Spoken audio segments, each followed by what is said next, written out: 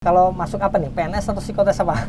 PNS. Karena Nah, ini bentuknya yang stresnya dekat banyak ya. PNS saja. Kalau PNS, harusnya dia yang satu lolos administrasi, otomatis ya. Nah, siapa yang layak masuk ya dia yang lolos itu.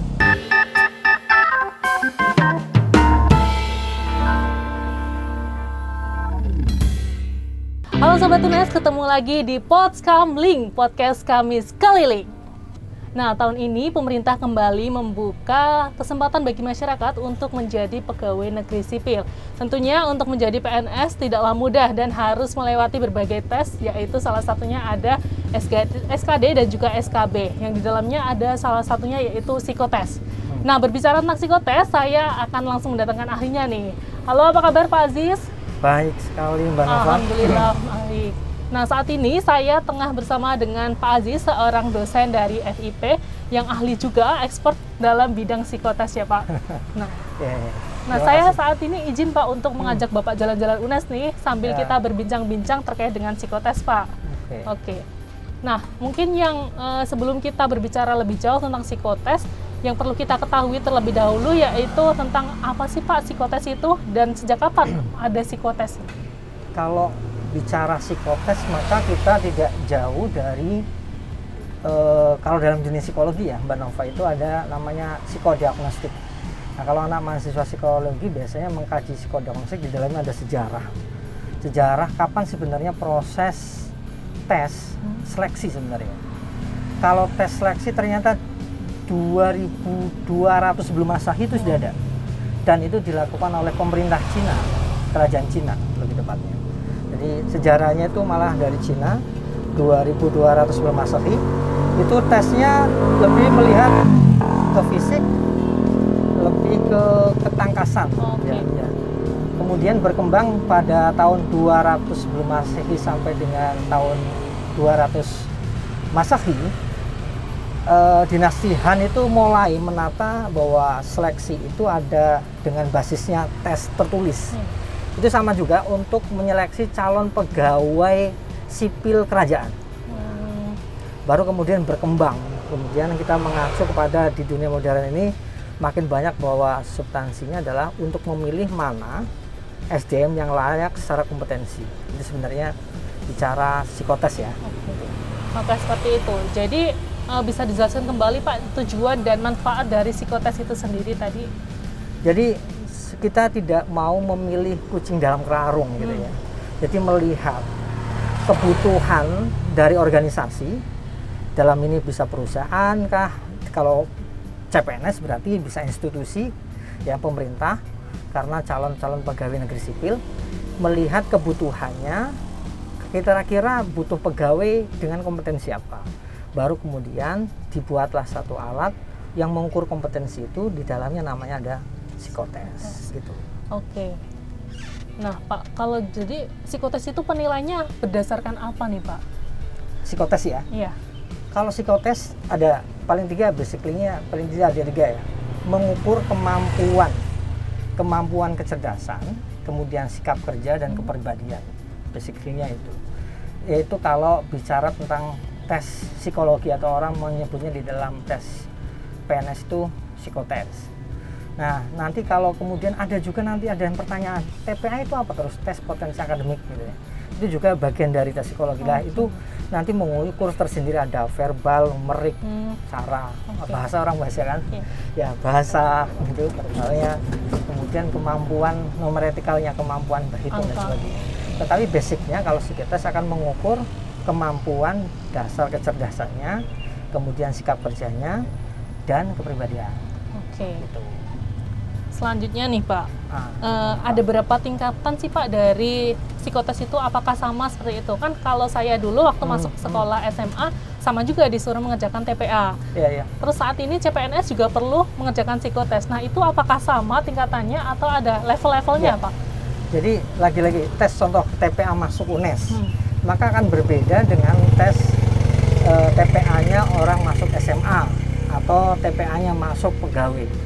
Karena lagi ada tim preview, ada yang membuat gitu ya, membuat alat tesnya.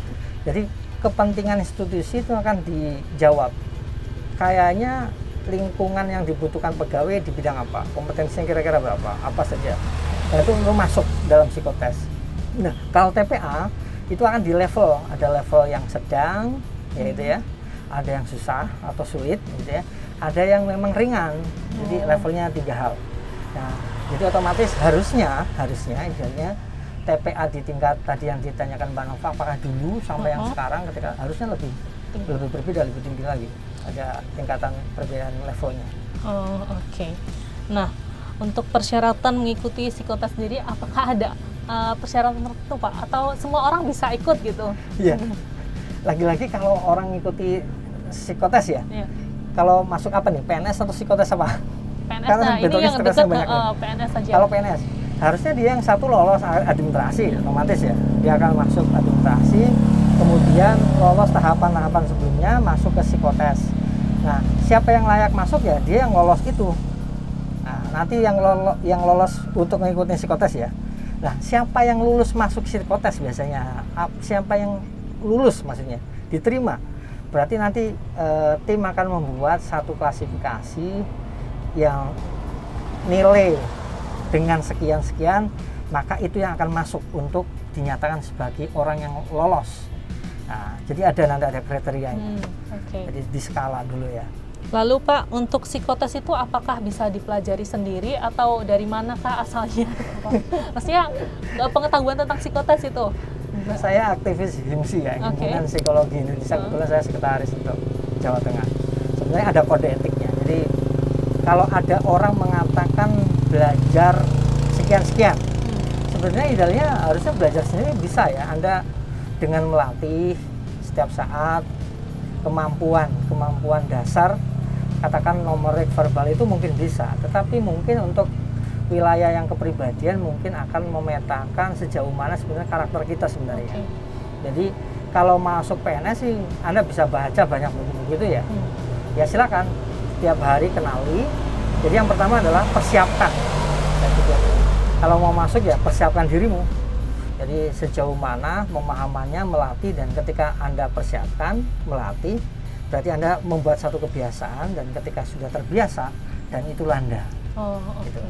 Jadi saya pikir itu kalau bicara tentang gimana sih, ya latihan aja. Iya. Nah Pak, selama Bapak ini menilai psikotes orang-orang nih Pak, adakah pengalaman yang pernah ditemui yang unik misalkan, atau menemukan karakter seseorang ini kayak gini dari hasil psikotesnya? Iya. Kebetulan saya asesor juga di beberapa BUMN ya. Saya pernah juga terpaksa merekomendasikan kepada pihak klien. Klien mengatakan butuhnya ini, ternyata si calon ini melebihi kompetensi. Maka saya juga coret. Jadi bicara psikotes sebenarnya mencari orang yang pas, ibarat tutup itu harus ketemu sama botolnya pas. Dia terlalu gede, maksudnya terlalu pinter banget, ya sebenarnya nggak layak sih. Jadi bukan masalah bodoh dan tidak gitu, tetapi kamu pas di situ. Nah, kalau untuk CPNS gimana?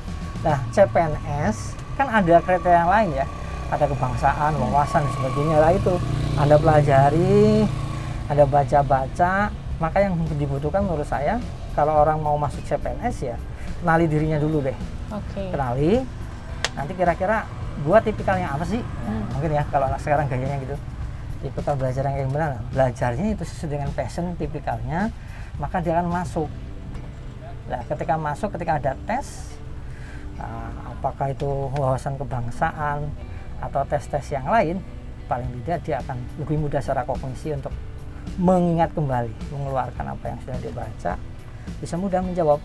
Nah, cuman untuk PNS, kalau ini wilayahnya pertanyaan untuk yang CPNS psikotes, maka dibuatlah tim secara umum itu akan masuk semua bagian-bagian itu dimunculkan. Nah, karena PNS kan secara nasional ya, jadi maka tim psikotesnya yang membuat, otomatis dia akan meramu dari sekian. Yudis ada kok yang membuatkan soal-soalnya, tapi rahasia-rahasia sama dia gitu ya. Iya Pak, jadi kalau itu kalau untuk nasional skalanya jadi umum ya Pak, semuanya ada sedikit-sedikit. Jadi secara nasional itu dikumpulkan yang pembuat tesnya, ini, pokoknya dibagi ini level sedang sekian soal, yang mudah sekian soal, yang susah sekian soal, sama seluruh nasional ya. Dan antara mereka tidak tahu kamu buat apa, kamu buat apa. Kemudian ketika sudah dibuat kan diberikan kepada tim sana. itu pun akan dikelola, akan dimix karena secara sistem. Sama, pembuatnya pun tidak tahu. Jadi diacak gitu biar betul. tidak terjadi. Nah Pak, mungkin ini yang terakhir, bisa kasih tips gak Pak untuk para yang lagi daftar CPNS nih Pak, agar lolos psikotesnya gitu. Yang lagi? Iya, tips yang lebih Harusnya kalau yang mau ya persiapkan, lagi-lagi saya katakan persiapan tuh lebih baik daripada orang tidak sama sekali menyiapkan. Maka untuk menyiapkan itu tadi kenali diri, karakter pembelajarannya kayak apa, caranya untuk lebih siap menyerap semua materi yang kira-kira akan diujikan. Yang kedua, menyiapkan itu baru tahu, mencari informasi apa aja kayaknya materi yang kira-kira nanti akan muncul. Sekarang sangat luar biasa, informasi begitu luas, Anda bisa cari data itu. Kalau udah dapat datanya, pelajari, latih, ya toh, buat jadwalnya terus gitu. Nah, saya pikir apapun nanti ujiannya, ya, ketika keluar paling tidak polanya akan sama yang pernah Anda belajar. Iya. Ya. Yang penting kan polanya ya, psikotes itu kan pola. Jadi bisa disimpulkan untuk tipsnya itu yang pertama tetap harus mengenali potensi dari diri sendiri, kemudian mencari informasi atau itu yang berkaitan dengan psikotes itu, kemudian yang terakhir adalah terus untuk melatih ya kemampuannya. Mungkin itu Pak yang ingin saya tanyakan hari ini. Terima kasih telah mau saya ajak jalan-jalan keliling kampus sambil bertanya-tanya. Terima kasih, Oke Sobat UNES, sekian pertemuan saya dengan Pak Aziz. Semoga kita bertemu kembali di episode Podcast Kamling selanjutnya dengan narasumber yang luar biasa. Dadah!